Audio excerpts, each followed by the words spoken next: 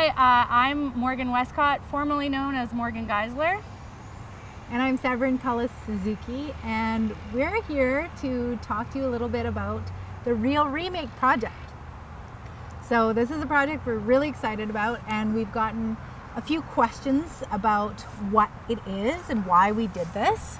So Morgan and I are just going to answer some of your questions and interview each other. So Morgan. Yes. Back in 1992. Jeez, yep. 25 years ago. Amazing. What was ECHO? So ECHO was the environmental children's organization which you founded, and we were a bunch of elementary school kids that heard your stories about different travels you've gone on, and we were all really concerned about what was happening in our own backyards and beyond. And so our group formed really to raise awareness around environmental causes and also raise money for certain causes, and that's how ECHO started. I remember we had cookies at the meetings. We had cookies, also licorice at the meetings, and I just remember just meeting at your parents' house and talking about what we were worried about, and then trying to find ways that we could do something about it. Awesome. That's what I remember too. Yeah. And we did lots of different projects together. First, we raised money for an indigenous group in Borneo. Yes. We bought a water filter that we were able to send to them. We also published a series of newsletters together with help from the EYA. Yep. And then finally, we heard about the Earth Summit. So this is another question. Okay. Here, you can ask me. All right. Severn, what was the Earth Summit / Rio 92?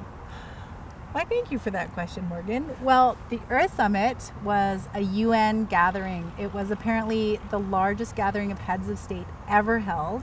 They were all coming together in Rio de Janeiro in 1992, and they were coming together to talk about the environment and development. And this conference was going to determine how humans were going to really become sustainable or not. That's what all the hype was.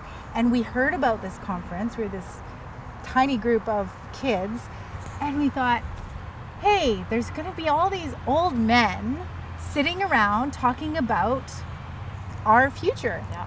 And someone's got to go to remind them of what's really at stake.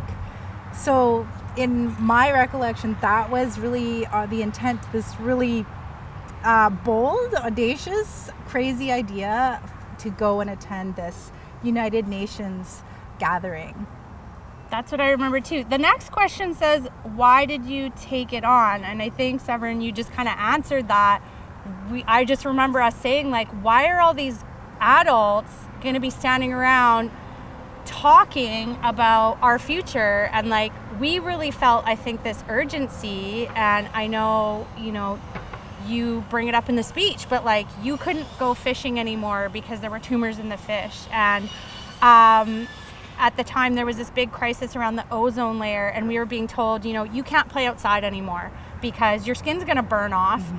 And we really felt like, holy smokes, the earth is dying and burning, and a bunch of grown-ups are just going to sit around and talk about it. I feel like that's really why we were like, let's just try and go down there and tell them, like, wake them up and tell them what's actually really happening. Is that kind of how you felt about it? Yeah, absolutely. And I think about it now as an adult, as a grown-up, now you know how hard things are, and there's a lot more barriers for grown-ups. Like, now I look back at that speech and I'm like, who the heck does she think she is? And that's a huge power that children and youth have, Yeah. which is they can speak the truth, and they don't have all of the rationale that adults give for why it's okay to destroy the earth. Totally. I agree with you. Yeah.